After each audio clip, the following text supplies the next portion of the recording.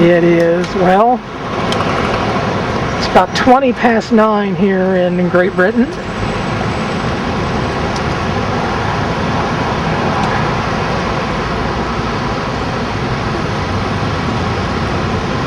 As we look at Big Ben, right here along the River Thames.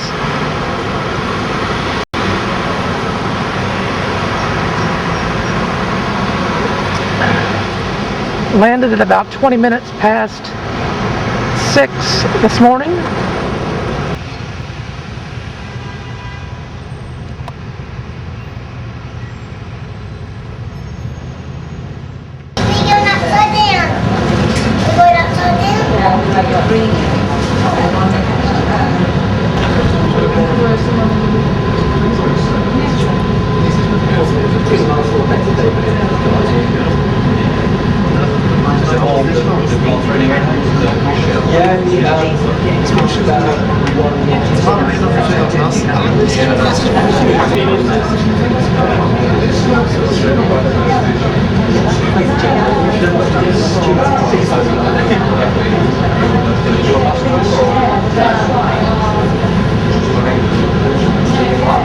Just outside. It takes about half an hour.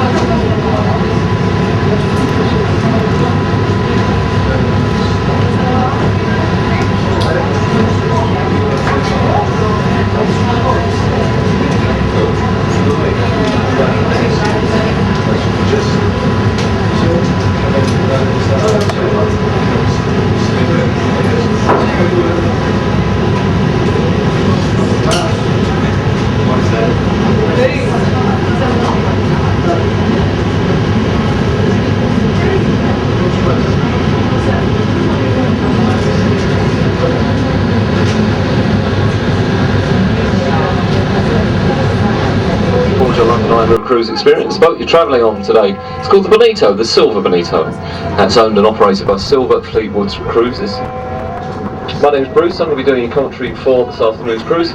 Working alongside me is the adorable Alex, and she does cruises when I'm not doing them, so if there are any questions that you need to ask, please do go and see her. Your captains for today, two very experienced watermen. We have Paul and Chris. As I say, both very experienced guys, and that's because the House of Lords is painted red. This building, as I say, opened in 1816 and was built here to replace the Parliament building which burnt down in 1834. The building was designed by Charles Barry, and a lot of the neo-Gothic detailing that you can see on the building was added by Augustus Pugin. Just in the middle of the windows there you can see coats of arms. They're coats of arms of all the aristocratic families that you find in this country. And above the red and the green canopy, you may be able to make out that there's a strip of writing running all the way around the building. There's the Lord's Prayer. It's in Latin, and it's there to the first place. The largest of the two towers is just to our right now. That's called Victoria Tower. And the Union flag flies from this tower whenever Parliament is in session. Just at the moment, not flying. The members of Parliament are on their very well-deserved 4-month summer holiday. At the end of the building, you've got a set of steps there. They're called Black Rod Steps. And in times gone by, if you've been found guilty at Westminster Hall of treason, it's down these steps you would have been marched as a traitor to a waiting waterman's boat, which will then take you down to the Tower of London and Traitor's Gate. And we're going to go and see that a little bit later. We're just going to blast on the horn again.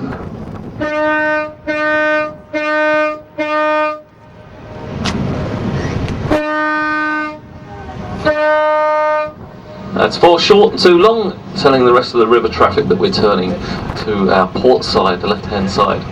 100 staircases within this building. And the Palace of Westminster not only consists of this building, which was opened in 1860, but also Westminster Hall and Westminster Abbey before that. The Abbey going back to the Anglo-Saxon period of Edward the Confessor, built between 1045 and 1050, and also Westminster Hall, which was built by William the Conqueror's son, William Rufus. Just to your left, you've got a very black-looking building with all those funny chimneys on it. This is Portcullis House. It's a government building. It's offices for MPs and their secretaries. A very controversial building, as it was built out of public money, and it cost somewhere in the region of £300 million. And the building's entirely lined with bronze, which makes it a bomb-proof construction, and it's the only building in the country currently to be built like that. As we come through the bridge, we get a very good view of British Airways London Eye at 135 metres tall. It does make it the world's highest observation wheel. It was designed and conceived by a husband and wife team, David Marks and Julia Barfield. The whole structure cost £75 million to build, and that was mainly paid for by British Airways, who are its chief sponsors. Very international structure, with components coming from 6 different countries. Programmes that go out in this country come from here. Programmes like London Tonight, London Today, GMTV, Loose Women, This Morning. This is where Cilla Black's famous Blind Date was recorded. This is where Antodec's Saturday Night Takeaway was recorded as well. And ongoing, it's always got programmes coming from these facilities. They stand right on the corner of Gabriel's Wharf. That's a little inlet here on our right hand side with that blue sign that says Riviera. Sited on the site of the medieval version of the cathedral, which burnt down in the fire of 1666. Many famous people are buried here, or have memorials here. Nelson, Duke of Wellington, Florence Nightingale, she's only lady interred there. Christopher Wren himself's buried here. And it was here in 1965 that a London landmark in its own right. It's known officially as the Millennium Bridge, designed by Lord Norman Foster, but most people still refer to it as the Wobbly Bridge. It was only open for 3 days after they closed it for 1.5 years to stop the wobble. They put in a mass dampening system. We could see that as we go underneath. You can see where they fitted it. And Norman Foster was asked about this bridge. They said, "Lord Norman, what's wrong with your bridge? It keeps wobbling." And he said, "There's nothing wrong with my bridge." He said, "It's the way people walk in London." Telling us that this is the old Billingsgate Fish Market. And there was a fish market on this site since 1016. And the fish market closed here in 1982 and moved further downriver to Canary Wharf. Now, if you have a look on your right-hand side, one of the docks that received all these foodstuffs is just coming up here. This brown building with the sandy colour to it. Now, if you take the roof off, take all those windows out, take away the paintwork, and then get rid of all that iron structure, and then flood it, and you've got Hayes Docks. So ahead of us, the very familiar image of Tower Bridge. This bridge, maybe not as old as it looks, opened in 1894. It's an iron structure. It's only clad in stone, and it's built here by Horace Jones.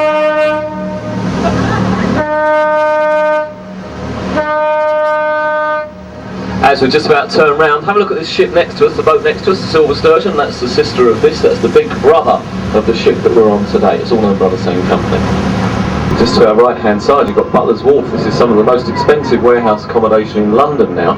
And a one-bedroom flat in this complex will set you back a cool £1 million. The Knights Templar on their quest for the Holy Grail. And it is a really rather fabulously interesting church, should you care to go and see that. The gardens are always also terribly well kept and open to the public. The temple's one of the last things to sit in the city of London. Once we pass this archway on our right hand side, Temple Arch or King's Reach, we'll be in the city of Westminster, which is the city of royalty.